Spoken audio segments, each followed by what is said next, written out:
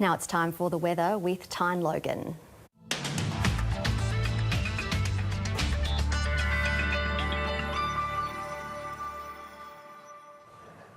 Hello. It was a much clearer day around the state today as that cloud started to move out. Perth reached a top of 22.4 at 2:30 this afternoon and dropped to 11.6 degrees at 7:15 this morning. Right now it's 17 degrees.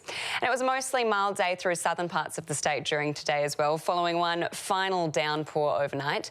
Tyne had the lowest minimum in the state of 8 degrees. And in the north it was back to the dry conditions. Temperatures stayed in the high 20s through the Pilbara and low 30s through the Kimberley. Fitzroy Crossing and Wyndham were once again the hottest places in the state at 36 degrees.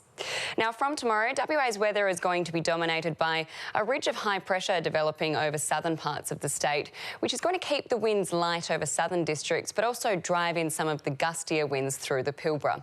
There is also a weak surface trough near the Kimberley coast, which is leading to those westerly winds that were experienced today, and also a bit of mugginess.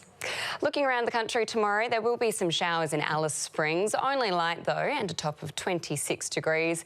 Elsewhere, you've got showers clearing in Adelaide, developing in Melbourne, and potentially a light shower in Hobart too, but mostly sunny everywhere else, with a top of 25 for Sydney, 27 for Brisbane, and 20 in Canberra with some morning fog. Back to WA, the north will be sunny all throughout. Temperatures generally in the low to mid 30s for the Kimberley and Pilbara. Kununurra will reach 35 degrees, while a pocket of inland Pilbara will be in the mid 20s. Mostly sunny through central districts as well in the low 20s. Kalgoorlie will reach a top of 20 degrees. And just to let you know, the weather radar in Kalgoorlie will actually be offline for 2 months from Monday as it undergoes upgrades. Now, in the south, you're going to see overnight temperatures drop into the single digits as a result of the light winds and mostly clear skies. A low of 6 degrees in Narrogin as well as Collie, and potentially some light showers along the south coast thanks to the onshore flow. Now, Perth's got a calm and sunny day ahead with a top of 22 and a low of 10. And winds will be light on the water tomorrow as well, about 10 knots with the swell 2 to 3 metres. Sunrise is at 6:52 and sunset at 5:33. And looking ahead, Sunday will be similar to Saturday with a top of 22, and then starting to warm up come the working week, even getting to 26 degrees by Tuesday next week, with mostly sunny winds throughout the whole week. So Charlotte, after a few days of rain, I think it's going to be a good chance to step outside and make the most of that sunshine before winter arrives.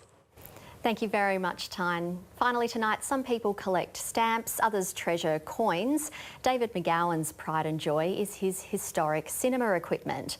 With it, he hopes to show future generations the golden age of cinema. Inside a large country shed, vintage projectors roll smoothly under David McGowan's careful watch.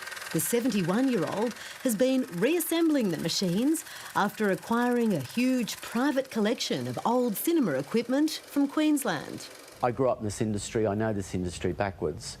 So it wasn't a chore, it was a labour of love. David thinks it's the largest collection of its kind in Australia. It's already taken 6 semi-trailer loads to move it all, and there's more to come. I could spend hours up here just pottering around like an old man, and I thoroughly enjoy it.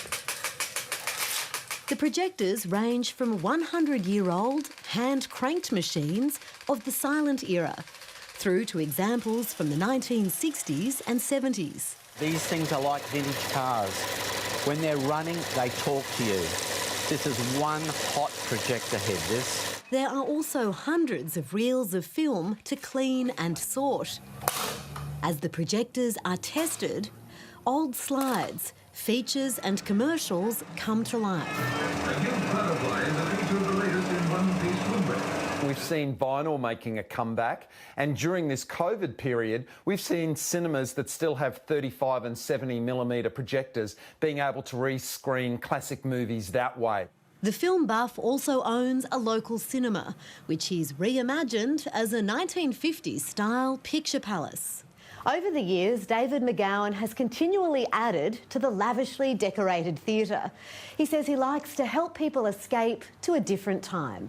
I love sharing the experience of when we used to go to the movies, not just watching something on a white screen.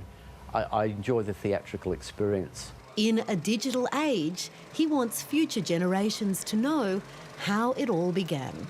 Emma Siossian, ABC News, Laurelton. And that is ABC News for this Friday, but you can stay up to date with ABC News Online and our ABC Perth Facebook page. I'll see you tomorrow. Have a good night.